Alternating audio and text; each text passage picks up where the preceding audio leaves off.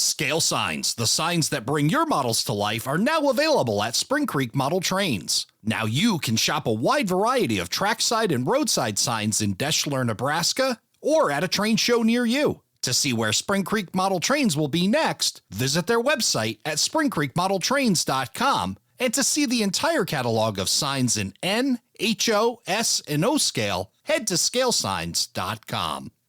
Discover prototypical track and turnouts with the Roadmaster series from Oak Hill Model Railroad Track Supply. Proudly made in the United States, Oak Hill's handcrafted turnouts provide unparalleled detail and accuracy, giving your layout museum-quality track work at an affordable price. Whether fully built or in easy-to-assemble kit form, Roadmaster provides all the details of real track. Looking for a custom piece of track work? Oak Hill can help with custom turnouts, diamonds, crossings, and more. Check out all of their offerings on their website, ohrtracksupply.com.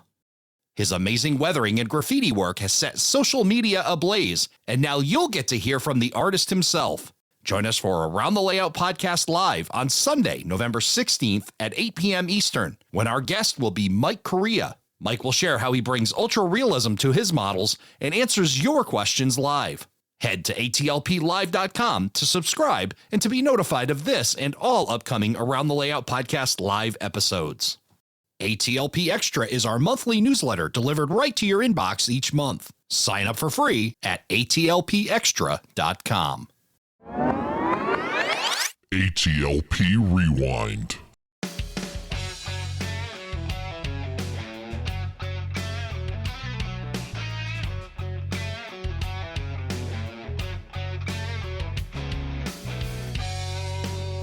Hello, everybody, and welcome to Around the Layout, where model railroaders come to tell their story.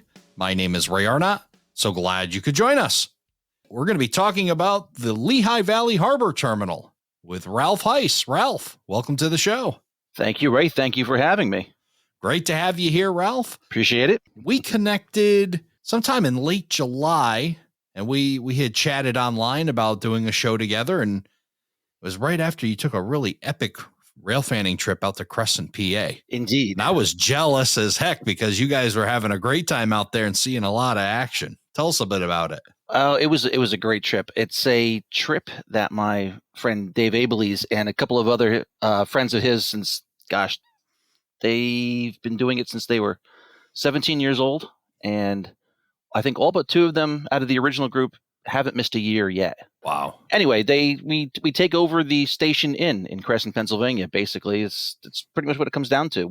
It's hours for about Wednesday till Sunday morning, and wow. It's just a great time. It's great camaraderie. Great rail fanning. We'll go on day trips to Horseshoe Curve. We'll go on day trips to, not even really day trips, just afternoon trips to Cassandra, to the Iron Bridge, to Bennington Curve. So you don't have to do anything. You could just sit on the porch and drink beer and enjoy yourself and do nothing and just watch trains from the porch of the Station Inn, or you can go explore. Some of the guys this year, there were some new guys in the group, and they disappeared in the morning, and we didn't see them until dinner time because they went out on their own, rail fanning, just exploring in general. Most of us are all from Jersey, so we don't get out to that part of Pennsylvania all that much. So, well, it's awesome. What an awesome tradition, and an awesome time to spend time with the guys and have your favorite beverage and just be able to enjoy the prototype. And like you said, all that camaraderie together. It's got to be an absolute blast. I was jealous. I saw the pictures, and you guys were catching a lot of great stuff, some heritage units, and just really cool tradition that Dave and his friends have built, and that's awesome that you're a part of that. Yeah, it's nice to have been included, and I've been doing this now with them for the last 6 years. So I've been there for the 25th anniversary. I've been there for the 30th anniversary, which really honestly doesn't amount to much. It's just cool that I'm part of a tradition like that with them, and it's just a great bunch of guys. And yeah, I can't say enough good things about it. It was a really good year. This year, coal traffic was up, so there were a lot of coal trains. We usually always catch at least one heritage unit. I think this year we might have been 3. One of them came by twice. So cool. Just the way Norfolk Southern turns engines around from, major terminal to major terminal, you're probably guaranteed to see one twice while you're there. That's awesome stuff. And speaking of Dave Abelese, I've learned pronunciations of some of the New York State towns and areas while I'm out there. I've mastered Schenectady and Oneonta, and I still cannot say the name, and it's one of the struggles that I have. It's the Ogden. See, I already am trying to trip up as I'm starting to say it. Go ahead and say Dave's layout name. It's the Onondaga cutoff, and that name comes from Onondaga. It comes from the Native American tribe that is originally from that region of New York State, and there's also a lake Onondaga, I believe. I'm pretty sure there is. There is. Yes, there is. Yeah, and that's an area out there. And boy, I'll have to one day. I'll tell you what. When this podcast comes out, I'll just keep listening to you say it over and over again, and eventually I'll be able to say it. But I know you're a regular operator on his layout, and that's another way that I've seen you. And I jokingly said the last picture I saw of you, you're wearing what looked like a bulletproof vest. I was like, boy, is it that rough over at Dave's that you gotta, but I guess that's your operating vest. And but you're having a great time over there as well. And I know that's part of the group that you run in. Yeah. So that all came from a offhanded remark that somebody made on the Model Railroad Hobbyist forums, and they joked about a tactical ops vest. It's great. It's got room for your car cards or your switch lists or your pen light, because Dave does run night sessions, or part of the session is always in dark. So I finally got smart and remembered to buy one of these things, and it's it holds that, and the canteen holster is great for your beer because we do not observe Rule G. I mean, it's not, if alcohol's not your thing, that's okay, but it is encouraged at Dave's house. It just sounds like you guys have Dave looks like, just watch his videos and everything. It just seems like a whole lot of fun over at his place. Dave has such a passion for the hobby, for the layout, for Conrail, and he's just a generally great guy to know. And even if you run into him at, like, say, the Springfield meet, in January, you'll come up and you'll meet him, and he'll be so happy to meet you. If you're a complete stranger, he'll make you feel like you're so welcome, and that he's known you forever, and vice versa. And the man loves to talk, and that's good. It also does well for him in his job at New Jersey Transit. But yeah, he's a great guy. I'm very, very lucky to have him as a friend. Yeah, one of the very enthusiastic, one of the good people in the hobby, and definitely great to see the enthusiasm that he puts into it, and you get to be a part of that. So that's really cool. Indeed. Yeah, I mean, I'm very lucky to live in New Jersey, especially the northern part of New Jersey, where we have had some phenomenal layouts that I've been involved in. Gosh, since I've been in operating layouts since I was about 17, 18 years old. And wow. I mean, normally I wouldn't say how old I am now. I'm 54, but for that long. So, a good couple decades, and we've unfortunately lost some gentlemen, and thus their layouts. Some unfortunately to going to the Great Roundhouse in the Sky, some because they moved. Right. But, I don't want to drop names, but I mean, yeah, but it's great to be able to meet that many people where you have that problem. It's the cost of it, right? We get to meet all these awesome people. Unfortunately, we're humans, and we all pass on at some point, but it's really neat that you've been able to meet so many people and being part of that group down there in New Jersey. Indeed. Yeah, no, and since I've gotten to go around the country with some of these guys, and I've gotten to meet and make friends of people in Kansas City and the San Francisco Bay Area and Chicago area. I mean, even for Northern Virginia, we do a thing where friends that know each other, this is the year we go down their way, and then next year they'll come up here, and we just do that back and forth. It's very informal, but it's a thing that we've done for a couple of years, and it's just great. You get to re-see certain people every year, which is nice, because normally we wouldn't see them at all during the year. It's really amazing how this hobby networks, isn't it? It is. I mean, of course, it's obvious that the internet and things like podcasting have opened up doors to people who otherwise, where they live or their own personality traits, the introverted people. I'm not exactly an extroverted type person, but for people like that, it just opens up this world. Even if they don't take advantage of getting actively involved, they can be virtually involved, and that's we didn't have you and I didn't have that growing up. We're Right. we're of that age where we Exactly. didn't Yeah. have any of this growing up.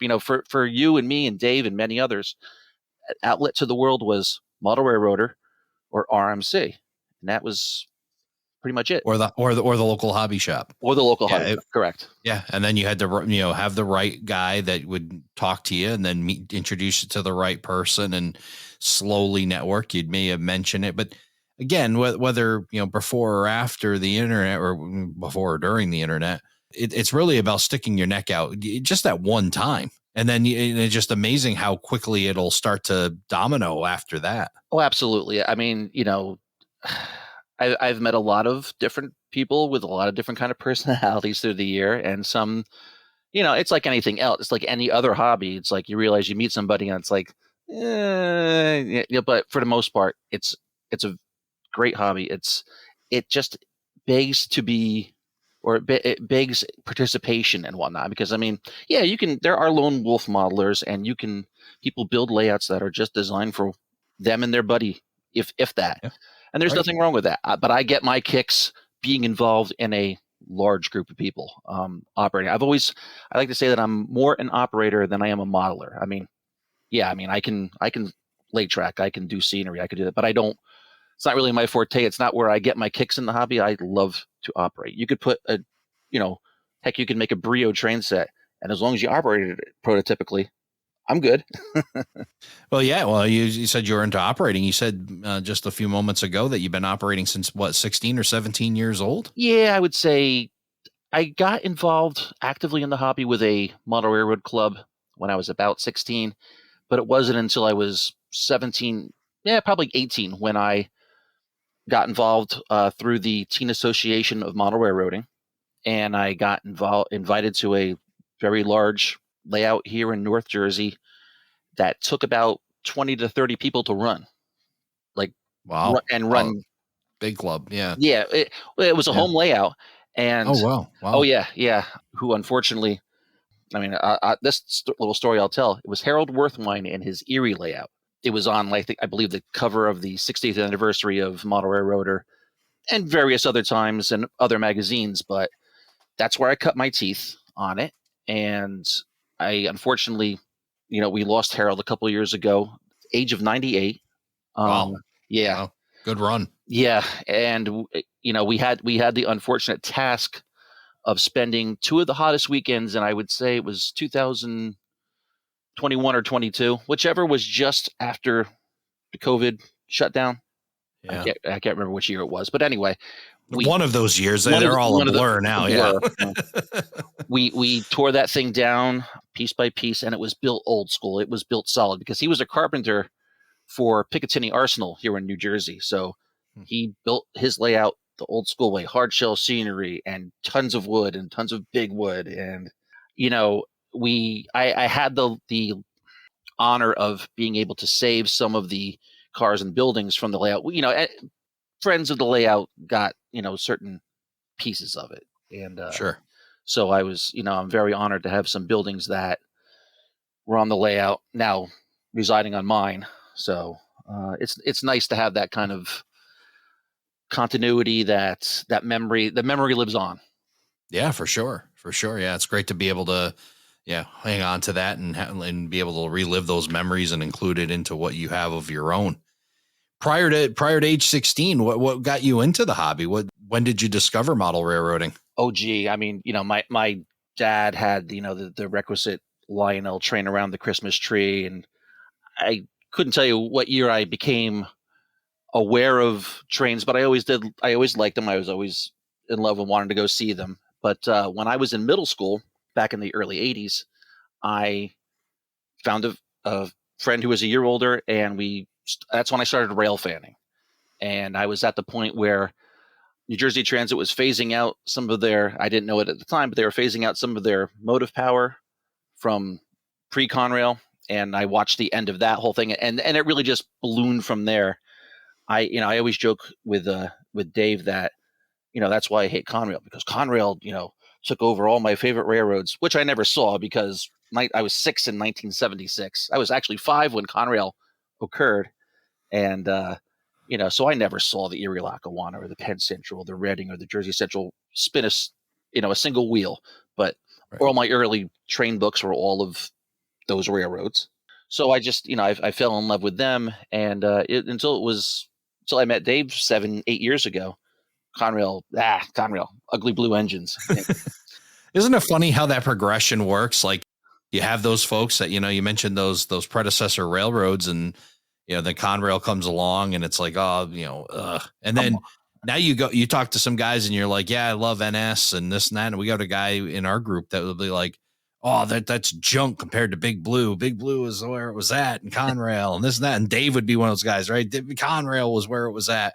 So yeah, and it's funny. Maybe someday some merger acquisition will happen, and they'll be like, they'll mention this new railroad, and I'll be like, nah, NS and CSX was where it was at. And it's just funny how that all goes down the line, like in that fashion. Absolutely. I mean, there's a 7-year age difference between Dave and myself, so I get why he likes what he likes. That's what he grew up watching. Yeah. And I really didn't grow up watching Conrail because he lived near a main line. He could see big mainline freights with big mainline power. I lived on a little dinky branch line that we were lucky if we saw a train once a month. So Conrail to me was just, this little, piddly squat railroad, to use a technical term. But yeah, I've gotten to understand that it was a pretty cool railroad. It had some really cool operations, some cool engines. I do prefer the early years when things were all patched up and ratty looking, and they still had cool second generation units before they became the railroad of SDs, 60s, and 50s, and wide cabs and all that kind of stuff. But it's funny how it all comes full circle. Yeah, for sure. And, definitely those younger years, the impressionable years, the things that we remember and things that are important to us. And yeah, maybe impressionable years can shift a little bit. I think maybe I was more impressionable about what I model in my early 20s than I was a kid. But the things that you remember growing up is still like, tugs at the heartstrings. It's important to you. Oh, absolutely. I grew up by the Susquehanna and up in my part of New Jersey. So I saw the rebirth of the main line through Northwest Jersey, the stack trains, the early years of that with the Burlington Northern power, and even early CSX power. I remember seeing a train that had a patched B&O GP40 and a Family Lines GP40 in it, and it was just a riot of paint schemes. But of course, it doesn't occur to you then what you're seeing. You're just, I know it's a cool train, and those engines don't run around here, but here we are now in 2024, and God, if I could go back and see that again, that would be so cool. Oh yeah. Yeah. So. Yeah. The shifting golden years is the other one I keep talking about, right? It's like, that moment that you're in right now is going to be a golden era to somebody. Yeah. It's funny. Like, imagine the people that would want to go back and love to see all that patched chassis system stuff, and the Family Line stuff patch going through. It's like that's an era gone by now, and boy, I'd love to. We got to get a DeLorean, just go back in time and be able to relive all this stuff, right? This is true. That'd be a blast, yeah. Absolutely. So we get to do it in our modeling, and I guess that's the closest we get to be able to kind of protest the passage of time. True. Operations, you talk about getting into it early. What did you know of it prior to getting in with this gentleman that had that layout? Well, like I said, kids of that generation, we like I said, we lived and died by Model Railroader magazine, and I believe I don't think I had ever seen it in print. I don't believe it had been in print by that point, and like I said, I was looking for ways to get involved in the hobby. That's what drew me to the TAMR. And it was just an invite. He was like, he lived in New York State. He was like, hey, there's this layout not far from you. I'll get you an invite and we'll run. And I guess I really just took to it, like a fish to water, and jumped in head first or feet first, or whatever the saying is. And I've just always loved it. It's just, to me, I don't get my kicks just watching a train go around in a circle. I mean, it has its place. Sure. It can be very relaxing. But I remember going to clubs when I was a kid, and yeah, okay, I'm seeing it through a child's eyes, and ooh, trains just running all over the place. But as I got older, I realized, and I read enough that trains have a purpose. Trains go from point A to point B. So that's where I think it was just a matter of just learning more about railroading and learning more about obviously model railroading and what you can and what you can't do. And I love, I'm a big fan of the OPSIG. I've written articles for the dispatcher's office on operations, and to me, I'm always looking to make my op session experience wherever I go more involved. Just because, not because I get bored, but because I just find it fun, and I try to involve my fellow operators in it. Some of my friends are into taking it to the next level with me, and some are really like, it's too much. I just want to operate, with the basics, and that's fine, But I do. I like to, I guess, push the envelope. Yeah, so you're more into like that more advanced operations. You really like to get into it and then some more of the uber detail of it. Yeah. I mean, I guess from an early age, I was, was involved in knowing what car cards and waybills were, and then that went to timetable and train order. So, and now with Dave's, it's all signal indication. And I will admit, I don't, it's green, it's red, it's yellow. The combinations, Yeah. they're lost on me. But Right. it's a different kind of railroading, and his car forwarding is different than, it's not separate waybills. It's a switch list, and you switch by blocks. You don't switch by, separate cars. Where did that take you? You talk about, this gentleman, and I apologize. Probably should have wrote his name down. What was the name of this gentleman that you hooked up with in your teens? Tom Matthews, who is unfortunately another, gentleman who has gone to the big roundhouse in the sky. But, he took me under his wing. His own son really wasn't involved in hobby. So I guess he was like like a scout leader for the TAMR in this part of the country. So we just palled around, and we used to rail fan, Orange County, New York. And that's how I learned where all the railroads were and everything. And we would go on adventures, both rail fanning adventures and just driving around looking at abandoned railroad beds. He was a pilot in Vietnam. So we would go to one of the local airports up there, and we'd just fly over New York State, and you could see a lot more from the air than, yeah. So Yeah, it was what an really, awesome opportunity. Yeah. it was really cool. Of course, for the, it was hard because I wouldn't get airsick, but I'd be like, with this little Piper Cub, and I'm like, oh, can we go? Can we land now? Yeah. Yeah. But still, especially back then, the perspective, I'm fortunate to have a drone that can pop up and look at some areas, but to be able to fly over in that era and be able to see it from the air. And I'm a big fan of ghost railroading, and it sounds like that was something you got to do as well, be able to see where things used to be and let your imagination run wild as to what may have been there at one point. Oh, I mean, absolutely. New Jersey is full of those, especially the northwestern part of the state where I'm from. And I've always gotten more of a kick walking an abandoned railroad bed than I ever did sitting along an active one and waiting for a train to show up, because it was just like I would take one of my books and I'd go there and I'd see what was there and just explore and I guess be in the moment and let your mind fill in the gaps. And it's still my favorite thing to do. And a lot of them, when I was growing up, my dad and I would go hiking, but a lot of them were unimproved. They were just trails at that point in the woods. And now the state has come along and they've improved all these old road beds, and the bridges are decked, and the road, the sub road bed is nice and graded. It's not a ruddy, muddy path, and there's no trees to have to hack through. So it's definitely a great time to do that. And one of my friends, he's mountain biked a good portion of them all. So Wow. yeah. Wow, that's very cool. Yeah, it's always fun to travel, and then you find where a spur was, or you can kind of like, I wonder where it tied into the current main line, and then you can you look at Google Maps is kind of the best worst thing that could happen, because you can spend hours just falling down that wormhole Absolutely. of looking at old rail bed for hours.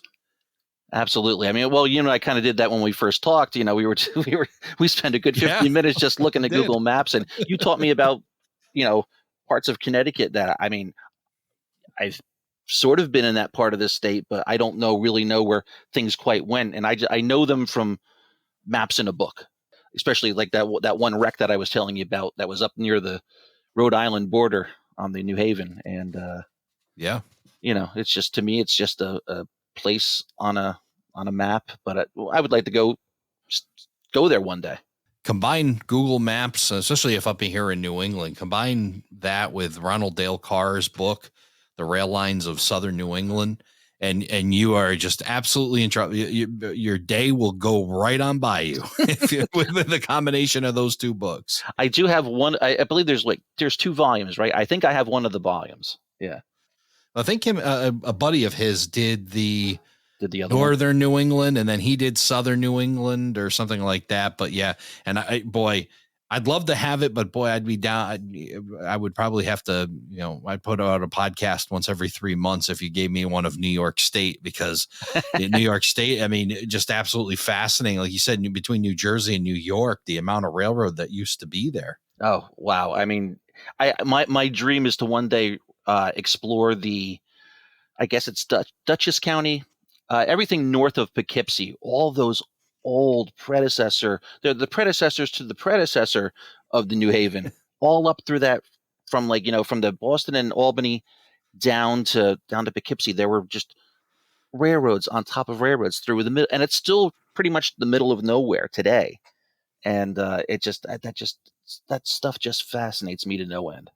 All this fascination for older railroads. I mean, we talk about what you're modeling now, the Lehigh Valley Harbor Terminal. How did you get to that path? What led you down that road to the Lehigh Valley Harbor Terminal?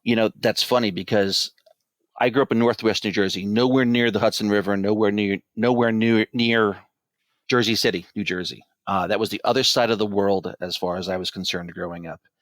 And, the Lehigh Valley, being one of the Conrail predecessors, always held an interest to me.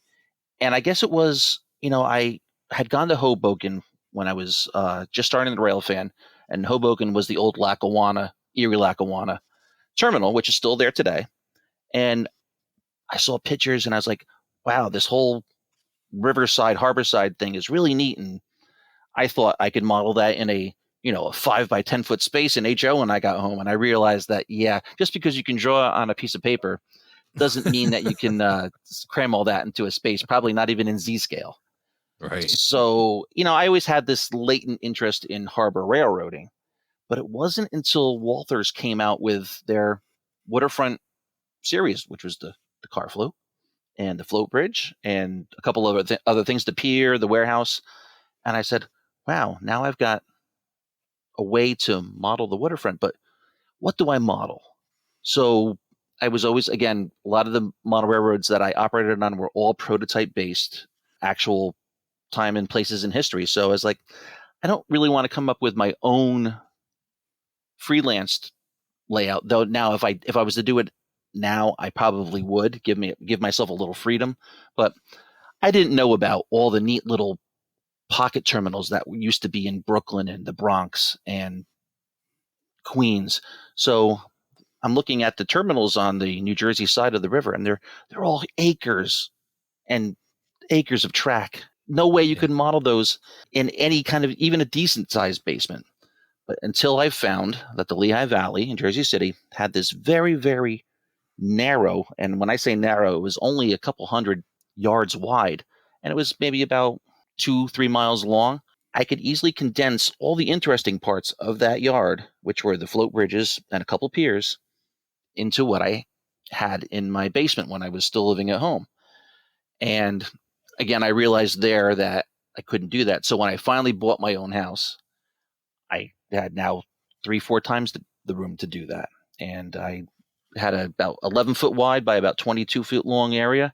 And I was able to reasonably condense all of that into that space. So I really, I'm getting more involved in the hobby. This is like going back like 20 years ago, and when I first started it, and I realized that what I could do, what I couldn't do, what looked reasonable, what really didn't look reasonable, and was always very concerned about ergonomics, and by that I mean people room. Right. I didn't want to have to, cram into a spot. So my aisleways and whatnot and reach zones are, I would say, pretty, generous in the way that, you don't have to stretch or cram yourself into a spot. Very, very important. Yeah, they're very important things to keep in mind when you are designing a railroad. If you want to make sure that you have some operator comfort, yeah, you want to make sure that you have that room and don't overbuild to a point where you're going to cram your operators in. Absolutely. I mean, I'm sure we've all been at layouts where, the builder gets a little overzealous in a spot or two, and there's always going to be a pinch point somewhere on the layout. Sure, It's sure. inevitable. It is inevitable. I've never not been to a layout that isn't like that. Some are worse than others. So having been to so many layouts, I kind of took that knowledge when it was time to build mine, and I really tried to be cognizant of that fact. And I think so far it's worked out pretty well for me. I mean, if I was to do it over again, I wouldn't have the sea of track that I have. It's a terminal layout. It's a switching layout. It's a big yard with a couple of industrial tracks leading off of it. So there's no main line running. There's, it's just, track here, track there, track everywhere. So yeah, I think if I were to tear it down tomorrow and rebuild it, I'd do a completely different kind of a layout. Well, it's kind of neat. I think to me, it's a little fascinating that you've decided on the type of railroading that you wanted to do and then went out and found the prototype. Because most guys are like, okay, I love Conrail and I'm going to create a Conrail, or I'm going to create a CSX, or I'm going to create a BNSF or whatever. But you kind of like, I know what I want. And then you went out and you found a prototype that kind of matched what you wanted versus the other way around. Yeah, like I said, I have a great imagination as far as coming up with ideas of different layouts that I could want to ever build. And some are proto-freelanced, some are totally made up, mostly usually proto-freelance, because you always want to have something that you can't have if you're a strict prototype modeler. Yeah, but I really like SD35s, and your particular prototype didn't run SD35s.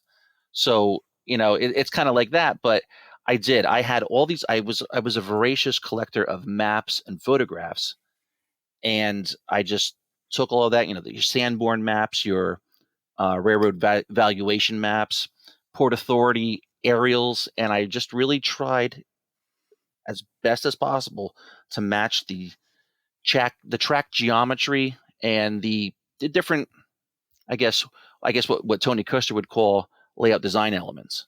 So that was important to me because I wanted people to come to the basement and go, oh wow, I know where that is, or oh, I know where that was, because Right. I don't think there's not very many people left who remember Jersey City the way it was, because it was Conrail took over in '76 and all that stuff was leveled by like 1978.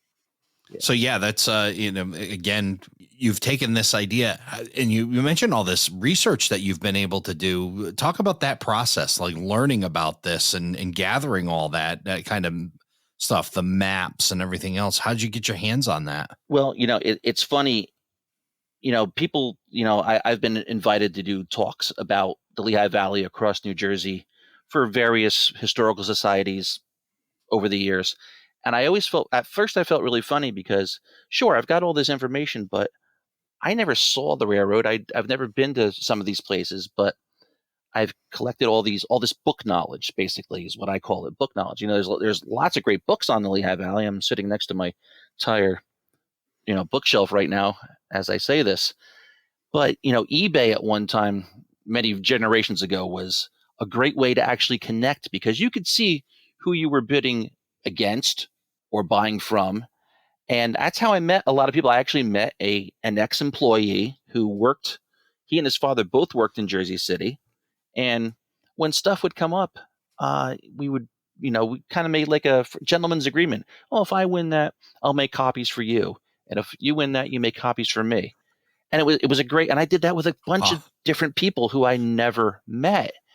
And I guess all that stuff was, I guess maybe unfortunately, a lot of people maybe back in the 90s had passed away around then, and their stuff had become liquidated and went out on the market, because at one time it was just all over the place. And you very rarely ever come across a lot of that stuff now. Amazing. And networking through eBay. Who Yeah. knew? Yeah. It was a thing. And like I said, I wouldn't have probably half of what I have if it wasn't because of, like I said, just making eBay friends as opposed to Facebook friends. So yeah. Yeah. Well, it got you what you needed, and it was able to, be able to connect and share that information. And I think it sounds like you're really passionate about it. That the history behind it is really cool. Yeah. I mean, gosh, I could talk, anybody's ear off for hours and pull out maps and go, well, this used to go here, and all that kind of stuff. And I quickly realized that sometimes I'm not necessarily talking over people's heads, but like a frame of reference is always important. Like, a lot about upper New York State and Connecticut because, well, that's where you lived. And to me, Connecticut, yes, I know, I've been there. I know what railroads ran through there, but I don't know the intricacies of it all, especially in the Hartford, New Haven area. I mean, gosh, there's so many lines just radiating out of those, out of those towns. Sure. And it's the same thing with New York Harbor.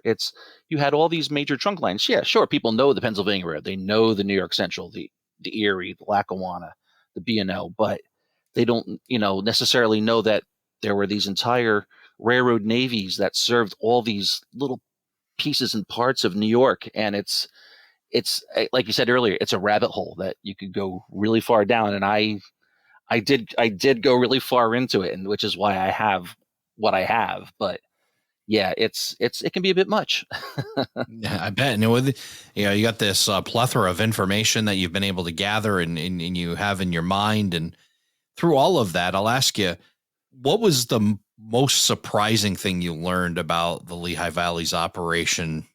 Gee, that's a great question, and one that is, I think, kind of, it's a little bit tough to answer. I mean, it was the interrelationship between all the other harbor railroads. I don't mean to keep gravitating back to just that part of the Lehigh Valley, because I've learned a bunch of other things about the Lehigh Valley as far as operations go. And the coal traffic, especially even the passenger traffic, that really was, as far as the Lehigh Valley was concerned, amongst all the other railroads in New Jersey, like the Pennsy, the Jersey Central, the Erie, the Lackawanna, who had these huge commuter operations. The Lehigh Valley really didn't. They really did not have a very huge operation, especially as far as commuter service goes. They were the Johnny-come-latelys to this part of New Jersey, and you already had the Pennsy on one to the south and the Jersey Central to the north, and they had everything pretty well, taken care of by that time. Yeah, I mean, it just, living in South Plainfield, New Jersey, which is where I live now, it was originally a very big coal marshaling yard, and I enjoy local history just as much as I do railroad history, and I've enjoyed learning about why this was such a pivotal spot on the railroad. It was a big yard it was a yard that had it was a giant Y that had a yard in the middle of it. And then there were actually two or three other little Ys within the big Y. And I just, not many places like that on too many railroads, and especially not here in New Jersey. It's just those little interesting nuancy things. But that's the stuff I love to learn about, the stuff that most people either don't know. Well, I say that to say that's kind of wrong, but The inside baseball stuff, right? Yeah. That stuff that you may not see on the surface is really exactly. Neat to find out. I didn't want to make it sound like, I know something you don't know, but it's not that. I enjoy, helping other people learn about the intricacies of it all. Absolutely. So you got all this knowledge applied in your head, and you've mentioned that your Lehigh Valley Harbor Terminal is a multi-year project, right? You've been working on this for quite some time. Tell us about how you got it started. Well, we moved in back in 2022, I believe, and around there, and I instantly, started plotting and scheming, much to my girlfriend's chagrin. And, I'm a procrastinator. I'm a serial procrastinator, if there is such a thing. And Yes, there is. I got the bench work up pretty quickly. Now, I did all of that by myself. When it got to putting in DCC, I got my friends involved because even though my father worked for New Jersey Bell, he did not really ever impart the whole idea of wiring very well to me. I never took to it. So I had them come do the DCC installation, and I'm good with laying track and all that kind of stuff. There's many things I would again, like all of us, go back and do differently. And a lot of us now, with this community that we have here, we all help each other on projects. And if I had known, well, I did know some of the people, but I think if the community had been a little bit different, as far as, a lot of my friends now are either retired, so they have all this time to help each other out, and we have new people in the group, like Dave. And if had that all been in place, in the early 2000s, I would have had more people, more hands on the layout. It's just like it's like anything else. You have a house and things need to get done, and I'm also a musician, so I was very involved with that, doing that. I still am.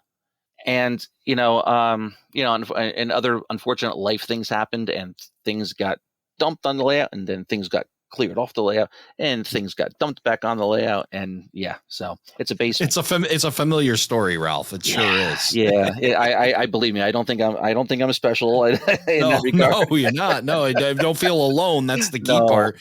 I jokingly said I have a layout somewhere down in my basement. Luckily, I found it lately, but it took me a while to dig it back out, and I'm resisting burying it again with all the other projects that happened. So I can definitely feel your pain on that. But so you get started. You have kind of an idea with all this information and research. You picked 1951. Tell us why you picked 1951. Well, I don't think at first it was I don't think the reason that it has now was really the reason why I did it back then. But 1951 was pretty much the heyday of the marine operations. It's about the time where the Lehigh Valley, being the Lehigh Valley, purchased their diesel tugboats, which I forgot to mention was also part of the Walthers release. It's the exact prototype for the Lehigh Valley tugboats that they bought in the 1950s, 6 of them, as a matter of fact. And also, it turns out that's the year that my father graduated high school. And I don't think I picked 51 because of that at the time. I think it was a happy accident. I always toyed with the 50s. That was just the period that I felt comfortable modeling. It didn't require any steam engines. Just basically, that's roughly my favorite time of history to model. And it just worked out well that was in line with what the Lehigh Valley was doing then. So, yeah, I think now more than anything, it's it ties to my father, and like I said, just it ended up I guess killing 2 birds with 1 stone. Yeah, like you said, a happy accident or a good coincidence, and kind of gives us some significance and meaning too. So. Exactly. And its heyday, that you said, the heyday of that railroad, right? Yeah, it was. I think it was pretty much. It was the last gasp of the railroad before things really took a downturn in the early '60s. The Pensy asserted more control over the Lehigh Valley, and basically the entire Northeast Railroad system was headed towards 1976. There's really no denying that. So yeah. It was really just the penultimate time to model that part of the Lehigh Valley's history. You mentioned you're an operations guy, and I'm sure you've headed that way with your layout. What does operations look like? What's the What's the operations on the Lehigh Valley Harbor Terminal? Well, so really most of the cars that operate on the layout, they're either coming in on a car float, and then they're just leaving immediately to go into staging. So I felt that I didn't need, the typical 4-cycle waybill and car card, or even the more modern two-cycle that, like, Tony Custer uses, Tony Thompson, that has become very popular. The more realistic looking car card system, it really looks like a little miniature waybill. Mm-hmm. And I thought that was as great, as awesome as that is, because it looks like the real thing. I didn't need that. I didn't need all that information. My guys are just concerned about, 10 feet in that direction or 10 feet in that direction and off the layout. And now, of course, you've got local cars because there's local industries. So how do you deal with that? I took another page from Keith Jordan, who is a modeler, I believe, out in the Midwest, and also Tony Thompson, his blog, his Southern Pacific blog. And there were a thing called car cards, routing cards. And those are the things that you would see them tacking on the little wooden tack boards on boxcar or any kind of car's side. And it was basically, in a terminal operation, that was a routing card, just basically saying this car goes to Oak Island Yard, which is my off layout staging to the west. Nobody needs to know that the car eventually is going to Buffalo or Kansas City or Savannah, Georgia. They just need to know, does it go right or does it go left, which is east and west. Right. It's realistic. It's simple. It's simple without being dumbed down. And I don't mean that in a negative way, but there are lots of great systems. Some, and they work great. They're not my cup of tea. I'm not a big fan of color coding, though it's a great idea. Everybody does everything different, and that's Sure. what that's what makes the hobby great. But I wanted something that was real. It was a realistic analog, as well as, hey, it's so easy a caveman could do it. So yeah, I mean, that and switch lists. I've operated on switch lists a couple times. Just recently in California on a gentleman who was modeling basically not Santa Fe, as I was going to say Santa Fe, San Francisco's version of all these little pocket terminals that once existed in New York City. It's the State Belt Railroad. It ran from like just below not even really below the Golden Gate, but that area where if you're familiar with San Francisco, the ferry terminal, around that area. Basically, the part of San Francisco that got wiped out during the fire after the earthquake. Okay. Yeah, I got to visit the south end of that when I was in San Francisco earlier this year, and of course, today's San Francisco it's clean, it's tidy, it's been gentrified, much like parts of New York that were very gritty at one time. Right. But it was a neat model railroad I've always wanted to operate on, and you operated the layout via switch list. They had a guy sitting at a desk, and he used car cards so he could keep track of where things were going. But you never saw those separate waybills. You just were handed a switch list, and it said this car goes to this place, and this car gets picked up and brought over to this yard, and two separate, an inbound and an outbound switch list. But as long as you have somebody willing to be that person, and I do have friends who are willing to take that sit down job. Yeah, so that's the way I plan to, when I get back up and operating, to really get into it like that. And I just, again, very realistic. It's the way they did it, and I'm trying to eliminate as much. And I love paperwork, but I'm trying to eliminate as much as possible. That's my other collecting, is I love to collect waybills and tariffs and routing books. It's, again, it's just like, it's all this information that it really starts to, go ding, ding, ding, ding, ding all around in your head, because it's all these numbers and stuff that we can't ever really use. Of course, they needed it in the real world when they had armies of clerks, but right. It helps to come up with prototypical car routings and knowing what industries got what kind of cars and where they came from. So that's why I love collecting those kind of books. So what would you say the state of your layout is right now?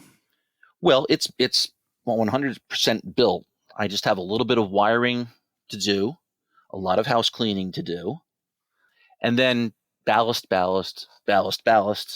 And Okay. I might as well just have like a giant truck come up to the basement window and put a chute in and just dump it and then spread it out, There you go. like you would do to your backyard. But yeah, it's done. I just have to do a deep clean, and it's ready to more or less go. I was very lucky that I was out of work for 2 weeks when we had Hurricane Sandy here in Jersey. And so what did I do? Well, when there was enough light coming through the basement windows, because we were out of power for 3 or 4 days. But I would sit in the basement with my entire car fleet, and I had all my wheel sets and all my Katy couplers and all my weights, and I sat there and I shopped 200 plus cars for the layout. So my car fleet is pretty ready to go. I don't have to go through all that. And in the last year or two, I've gotten a lot of DCC installations done on my fleet. So now I have more than enough engines to run a session, and they all have sound. And yeah, so that was back in 2012. You've been plugging away at this, because Hurricane Sandy was 2012. So yeah, you've been plugging away for some time on this layout and knocking these tasks out. And yeah, that doesn't happen overnight, and especially when you're a busy guy and you got a ton of other stuff and other hobbies going. So, but you've stayed resilient to make sure that you get it done and keep moving forward with your project. Exactly, and that's my problem, having too many axes in the on the grindstone, and it's just like I said, I get distracted easy. Yeah, I'll tell you, if you want to make progress on a layout, come to a screeching halt, start a podcast. That'll do it. And I joke about that, but it doesn't, other hobbies, and hey, you're a diverse person, and well, I wish I could just drill down and stay focused on one thing, but I don't know. But unfortunately I'm just one of those guys that, enjoys a multitude of different things and different types of projects. But the layout always is there, and it seems like model railroading, it's something that even if you leave it for a while, it's just always there for you to come back to. Yeah, it's a great time to really be in this hobby. I mean, with all the great, all the great products, and like I said, the podcasts and the internet and everything. It's people say, oh, and I'm sure they've always been saying it long before you and I were in the hobby, and they'll say it long after we're gone. Oh, the hobby's dying and the hobby's dying. No, it's not dying. It's constantly changing, but I think it's changing for the better.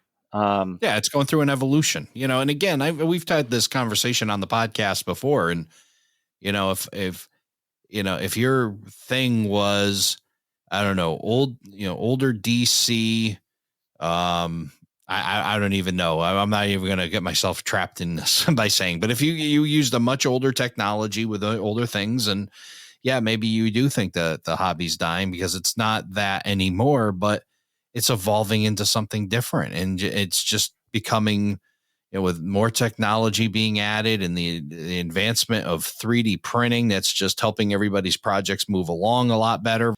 And trying to scratch build everything on your layout. Now you've got some opportunity to move it forward, and life is busier than it was 20 years ago. And 20 years ago it was busier than the 20 years before that. So absolutely, there's just so much going on, so much of out there to have to do or available to do.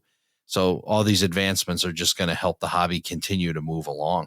I couldn't agree more. Every year when we go to Springfield, there's always something new and interesting in the hobby to see. I mean, just I'll pick one thing, the proto throttle. I mean, I know it's been out for a couple of years now, but I mean, what, 10 years ago, we never would have even dreamed of something like that. And now look what we have, Oh yeah. It's stuff like that. But last year, the 3D printing, the cars, even Bowser doing the RS3 projects. I mean, that stuff wasn't even, you couldn't even fathom of it 10 years, let alone 20 years ago. I mean, right. Yeah, we're definitely heading in the right direction. And one of the best advancements has been able to build networks, from Facebook to apparently eBay. Like I've learned tonight, you could have one time networked on eBay. One of the people in your network you mentioned is also a person who does these pocket terminals, and you have a kind of a connection to him that you're looking to advance, and that's Dave Ramos. Yeah. Yeah, no, Dave and I have been friends for easily 20, 25 years. He's modeling literally the Manhattan side of the Lehigh Valley. They had a pocket terminal right on the west side of Manhattan, and he chose to model that and the Eries, which was the next block north, and the surrounding New York Central lines, the High Line that many people who are somewhat familiar with Manhattan might be familiar with as a walking path through, down the west side of Manhattan now. And Right. he built that around the edge of his basement with the 2 pocket terminals in the middle. And gosh, he just celebrated his. He's going to kill me if he hears this and I get it wrong, but he did let's put it here. I know how to say it. He celebrated a milestone anniversary just last year. I think it was last year. Yeah. And he's still going strong. And he's like me. He's like, oh, I'm going to tear it all down. I'm sick of this. I do the same thing. But he's still plugging away. He bought himself a laser cutter, and he is now in the process of doing all the very fine iron work that lined that entire elevated structure. And really, the only way he was going to do that would be 3D printing, which would probably take twice as long and maybe not be as intricate, as nice as he's doing. He's got the burner that is actually burning it out of that very thin special kind of plywood. I don't know the details of it all. I just know that he's doing it. I've seen test shots of it, and it looks awesome. And it really brings. And it probably smells good too, because when they burn anything, they burn wood. It makes it smell like a campfire. It smells awesome. Yeah, and he was a big proponent of handling everything. So when Fast Tracks came out and was a big thing when it first came out, everything was most of the layout is all hand laid track, and it's a giant labor of love. And he had a group of every week we would go there, and it would be a group of anywhere between 4 to 7 or 8 of us, and that's why he got so much done in such a short amount of time. And we've been operating that layout for I'd say a good decade, and it's just, it's another fun layout. And that's the problem. That's the other problem that I don't get anything done, is because I've got all these layouts to go operate on. It's like, you do. I'll be there. You have me? I'll be there. And right. I don't get anything done on my layout.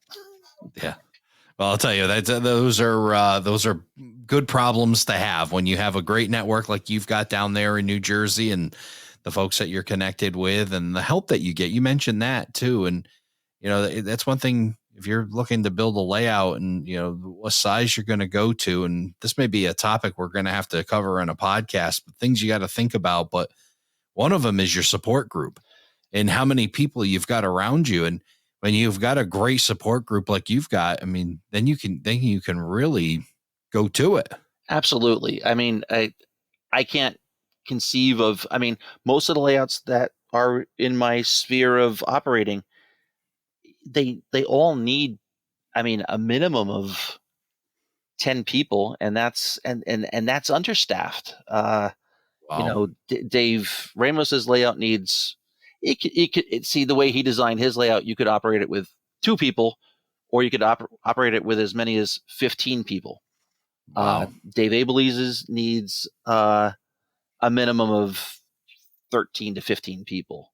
Wow. And the list goes on. The layouts only get bigger from the 2 Daves. So, and Right. I'm in the middle size wise between Dave R and Dave A. And like I said, then the layouts just get orders of magnitude bigger. Well, that's awesome. Great area you got. And, really neat to hear about your Lehigh Valley Harbor Terminal and having you on the show and getting to know you a little bit more, Ralph, and how you got into the hobby, and certainly all the interesting stuff you've learned about the Lehigh Valley along the way. And I'm glad you were able to come on and share that with us. I really appreciate it. I had a great time. I'm almost kind of sorry that we can't drag this on longer, but that's a good thing. You don't want to give it all away in the first shot. So no, there'll be more of Ralph. We'll have you back on for sure. And we'll get to learn more about that as you progress and get that big truckload of ballast dumped down your window so you can start spreading that around on your layout and look forward to that. We'll share all of the links to Ralph's Lehigh Valley Harbor Terminal. That'll be at aroundthelayout.com/122. So check that out there. And until next time, Ralph, thanks for coming on. Thank you, Ray. Thank you for joining us for this episode of Around the Layout. Learn more about today's episode, check out past shows, and much more on our website, aroundthelayout.com. Show your support by becoming an operating crew member at aroundthelayout.com/crew. Follow us on social media, aroundthelayout.com/social. And send us your feedback, aroundthelayout@gmail.com. Thanks for hanging out with us around the layout.